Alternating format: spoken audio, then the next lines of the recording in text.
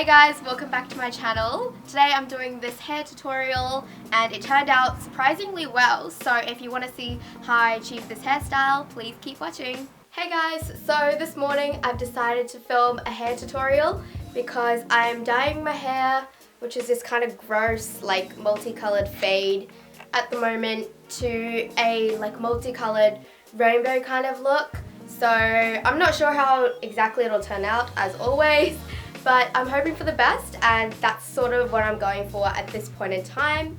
Yeah, so follow along on my journey and I'll show you how I dip dye my hair. You're going to need an outfit that you don't really care about ruining, a little comb, 2 bobby pins, and various hair dyes. Today I'm using a combination of blue hair dye, pink hair dye, purple hair dye, and green hair dye. These are just kind of random dyes that I've opened and haven't finished using over the years, so I'm gonna finish them up today. Oh, and I nearly forgot, you definitely need a little paintbrush for your hair and a bowl that you don't care about. Alright, so I have just put this plastic bag over my t-shirt to protect the dye from absorbing into my t-shirt, and this is literally just a plastic bag with the head hole and armhole cut out. The first thing you want to do is take your comb and split your hair down the middle. After you've done that, you want to take your little bobby pins and just pin the 2 sides to each side so they don't like wiggle around or anything. So I think I'm just going to randomly start mixing some colours up and putting it into different sections of my hair and just pulling it behind my back after I painted it so the colours don't mix. Alright, so I've just poured in this entire tub of the Directions Atlantic Blue, and I think I'm just going to go straight into my hair with this colour and not mix it with anything because I do want my hair to be quite dark and not too pastel. I'm going to start with this side and just going to pick out some random sections to do. I'm going to make them quite large so then it's less work. I've decided to not actually use the conditioner because I want all the colours to be really pigmented and dark.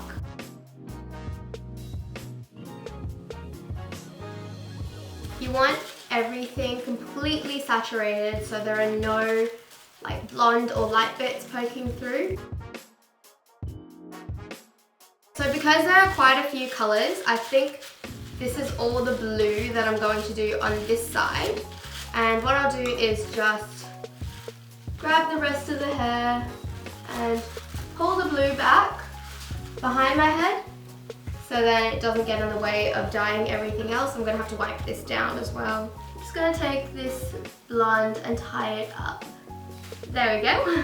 Just going to use the last of the blue on this side, and again just pick a random section and work with that section. So I'm going to pick this one. Yeah, we'll just do one big patch of blue, I think.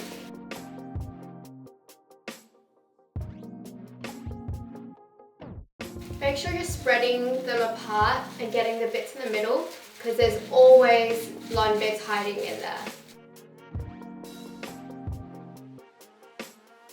Just like you did with the other side, tie the leftover bit. Just kidding, I don't have another hair tie. Be right back. There we go. Now you just want to wash the bowl out and mix up a new colour. This super dark purple is the Fudge Blueberry Hill. I find that this is one of the few fudge colours that actually look nice. And you can see that there, it's super dark and very pigmented. So now just take out a strand of your remaining hair. I'm going to take this piece from this side and then tie back the rest and just get to dyeing this one. It doesn't matter if you mix the colours a tiny bit, just as long as you're not like completely smushing them together.